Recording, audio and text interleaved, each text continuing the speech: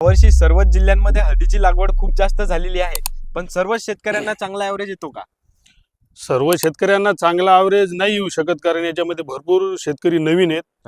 आता याच्यामध्ये ॲव्हरेज जर धरला तर जास्तीत जास्त 18 ते 25 पर्यंत या सालाले माझ्या तरी हिशोबाने याच्यावरही शेतकरी जाऊ शकत नाही. बरं, हे रिझन कशामुळे की 18 ते 25 वरच का बरं ॲव्हरेज थांबतो आणि 40 ते 50 क्विंटल का होत नाही?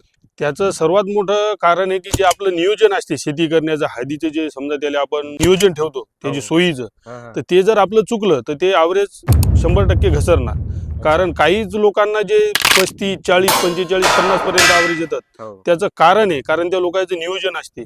नियोजनबद्ध त्याला ड्रिचिंग करणे, अजून खते देणे, अजून त्याच्यावर फवारा घेणे, हे जे नियोजनबद्ध कास्तकार करतील त्यांना ते अपेक्षित असते ॲव्हरेज, जे तुम्ही म्हटला ते. बाकी जे नवीन आहेत आणि ज्यांना समजा यातली माहिती नाही, त्यांच्या यांना काही बुरशी लागली असेल, खोडकीड लागली असेल, कणसड लागली असेल, त्यांना तर ॲव्हरेज 25च्या आतच येणार. अच्छा, म्हणजे तुमचं म्हणणं आहे की आपल्या हळदीच्या प्लॉटचं जे आहे ते नियोजन योग्य पद्धतीने केलं तरच आपल्याला 40 ते 50 क्विंटलचा ॲव्हरेज एकरी येणार आहे. येणार.